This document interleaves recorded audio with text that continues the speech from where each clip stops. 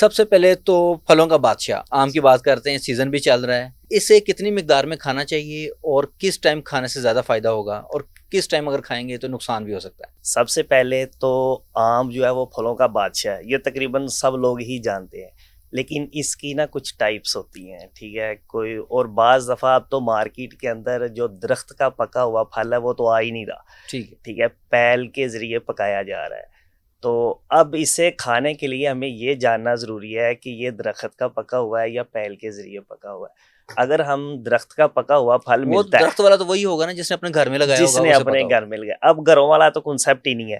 تو اس میں اسے کھانے کے لیے سب سے پہلے تو دھونا ضروری ہے، کیونکہ اس ٹھیک کے ہے، اوپر نا کیمیکلز لگے ہوتے ہیں۔ اگر آپ نہیں نہ دھوئیں گے تو آپ نے اکثر دیکھا ہوگا کہ آم کھانے کے بعد یہ ہونٹ کے اوپر چھالا نکل آتا ہے بالکل یا منہ پک جاتا ہے، اکثر بچوں کو ڈائریا بھی ہو جاتا ہے،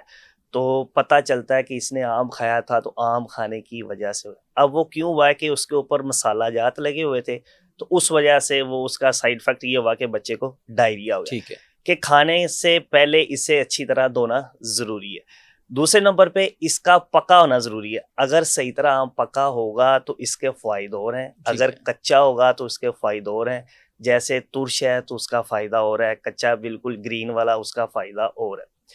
اب کھانے کے اوقات پہ اگر بات کریں نا تو پھل کوئی بھی ہے اسے آپ نے ہمیشہ کھانے سے پہلے استعمال کرنا ہے، کیونکہ اگر ہم کھانے کے بعد اسے استعمال کریں گے نا تو جیسے ہم پانی پیتے ہیں کھانے کے بعد تو ہمارا جو ڈائجسٹ سسٹم ہے وہ خراب ہو جاتا ہے، اسی لیے پھلوں کے اندر پانی کی مقدار ہوتی ہے، اگر ہم اسے کھانے سے پہلے استعمال کریں گے تو کیا ہوگا کہ ہماری باڈی کے اندر واٹر لیول پورا ہوگا اور کھانا جو ہے ڈائجسٹ سسٹم وہ اچھا ہو جائے گا ہمارا، ٹھیک ہے، کھانے کے دوران اور کھانے کے بعد ہمیں پانی کی طلب نہیں محسوس ہوگی، یہ چیز ہوگی۔ دوسرے نمبر پہ آپ نے کیا کرنا ہے کہ جب بھی پھل آم جو ہے کھانا ہے اسے تھوڑا سا ٹھنڈا کر کے کھانا ہے، ٹھیک، اگر آپ ویسے گرم کھائیں گے تو اس سے کیا ہوگا کہ آپ کے جو ہے نا تقویت نہیں ملے گی، جیسے ہم کوئی بھی پھل کھاتے ہیں نا ہم کہتے ہیں کہ یار اس کے کھانے کے بعد ہمیں سکون ملنا چاہیے، اس سکون کے لیے ہمیں اسے تھوڑا سا ٹھنڈا کر لینا ہے، ٹھیک ہے، ٹھنڈا کر کے اس کے کیوبز بنا کر استعمال کریں۔ اور اکثر ہمارے معاشرے میں یہ چیز عام ہوئی پڑی ہے کہ آم کھانے کے بعد لسی ضرور پینی چاہیے، کچھ لوگ لسی پینے کا کہہ دیتے ہیں، کچھ لوگ لسی کو بند کر دیتے ہیں۔ بالکل، اب وہ دیکھا جاتا ہے کہ کھانے والے کے مزاج کے اوپر، اگر تو اس کا مزاج گرم ہے تو وہ آم کے اوپر سے لسی کا استعمال کرے گا تو اسے فائدہ ہو جائے گا، لیکن اگر اس کا مزاج سرد ہے اور وہ آم کھانے کے بعد اوپر سے لسی کا استعمال کرے گا تو نتیجہ کیا نکلے گا، اس کی باڈی کے اندر سردی کی مقدار بڑھ جائے گی، اسے جو ہے نا جسم کے اندر دردیں ہونا شروع ہو جائیں گی۔ ٹھیک ہے، اس چیز کا خاص خیال رکھنا ہے۔ اب یہ کھانے والے کے اوپر ڈپینڈ ہے کہ اسے پتہ ہوتا ہے کہ میرا مزاج کیسا ہے، کہ میں ٹھنڈی چیز لوں گا تو مجھے نقصان دے گی۔ اسی طرح کہ وہ جن لوگوں کا مزاج سرد ہے وہ آم کھانے کے بعد تقریباً کوئی 15-20 منٹ یا آدھے گھنٹے کے بعد چائے کا استعمال کر لیں ٹھیک یا ہے، گرم دودھ کا استعمال کریں، لیکن اس کے اندر پتی کی مقدار کم ہی ہو تو بہتر ہے، کیونکہ پتی خشکی پیدا کرتی ہے اور جب خشکی ہوتی ہے تو پھر وہ نقصان ہونا شروع ہو جاتا ہے۔ بالکل لوگ کہہ دیتے ہیں کہ حکیم صاحب نے تو چائے کا بتایا تھا لیکن وہ چائے نقصان دے گی،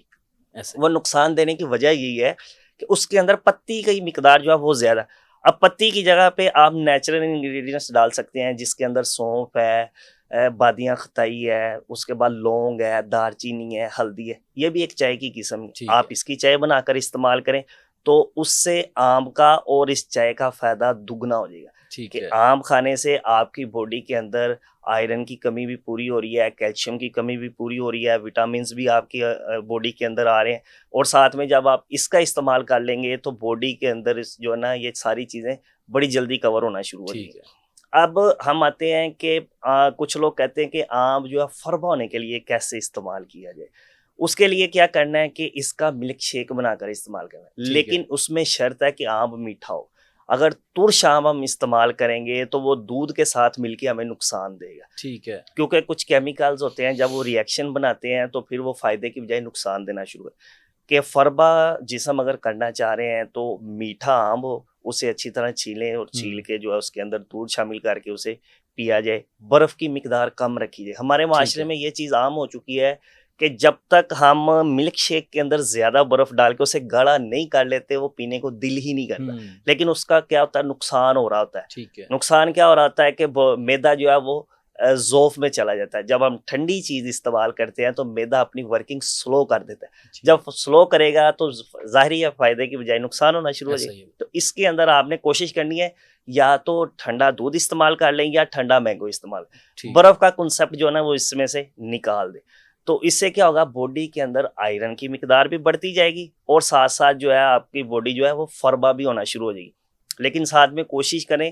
کہ جو تلی ہوئی غذا ہے اور جو ڈرنکس وغیرہ ان کا تھوڑا سا پرہیز کیا جائے. اور زیادہ جو چہل قدمی, کچھ لوگ جو فربا ہونا چاہتے ہیں نا وہ پھر ان کا اگر ورکنگ نوٹ کیا جائے کہ وہ سارا دن میں کیا کرتے ہیں, وہ سارا دن ان کی چہل قدمی بہت زیادہ ہوتی ہے, وہ اسے تھوڑا سا کنٹرول کریں. کنٹرول کرنے کے بعد